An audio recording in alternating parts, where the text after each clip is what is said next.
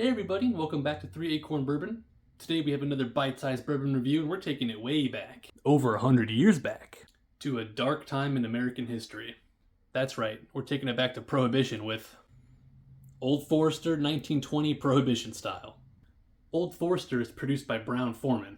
It's a company with a long-standing legacy in the spirits industry. Brown-Forman is also known for other iconic brands, such as Jack Daniel's and Woodford Reserve. Now, Old Forester, founded in 1870, is the only bourbon produced by the same company before, during, and after Prohibition. The brand's commitment to quality and innovation has solidified their place in American whiskey history. The Volstead Act of 1920, which initiated Prohibition in the U.S., granted permits to 6 different distillers in Kentucky to continue producing whiskey for medicinal purposes. And it was through one of these permits that Old Forester continued producing medicinal whiskey in Louisville, Kentucky on the famed Whisky Row. Old Forester 1920 is a part of the distillery's Whisky Row series. Now there are 4 bottles that make up this series. There's 1870, known as the original batch. There's 1897, known as our Bottled in Bond, which I've heard great things about. We're going to have to do a review on that one as well. The 1910, also known as the Old Fine Whiskey. And lastly, the 1920, Prohibition style. The 1920 release specifically reflects the period when Old Forester continued production for medicinal purposes. Old Forester 1920 is bottled at 115, that's 115 proof.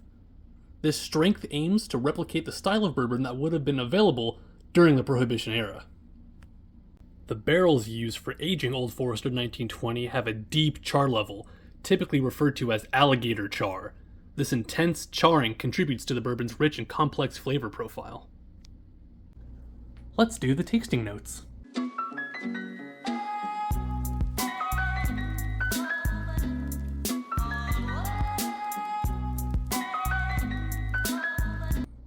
Let's start with the nose.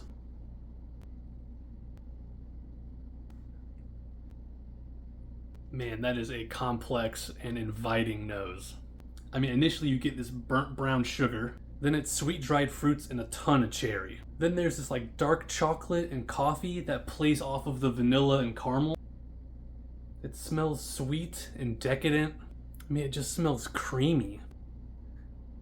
And Old Forester knows what they're doing. You get plenty of oak and baking spice to counteract that sweetness.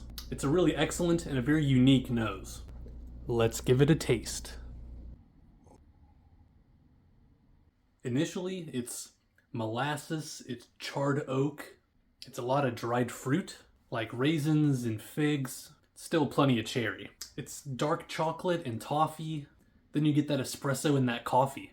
There's a lot of layers to this whiskey.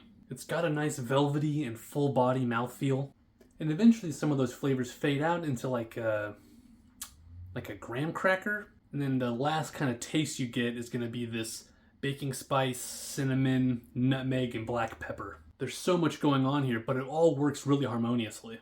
Now, I think some people might drink this and say it tastes medicinal in a bad way, like cough syrup. Now, I'm not one of those people. I actually really enjoy it. But if you're one of those people that thinks cherry flavor and thinks cough syrup, this one might not be for you. Now for the finish. The finish is extremely long and really satisfying. You get this dark chocolate, charred oak, and smokiness. There's a little sweet caramel, there's a little salted leather, and there's still maybe a little bit of cherry, but for the most part it's going to be those baking spices and that black pepper. Overall, I'd say the finish is big and bold, and it leaves a lasting impression. I mean, if this was the kind of whiskey they were drinking in 1920, you could build me a time machine right now. Except not really, because I can get it here, and life's like way better now than it was then. I don't know. All that aside, a delicious whiskey. And remember everyone, whiskey was meant to be shared. Open your bottles, make some memories, and I'll see you in the next one.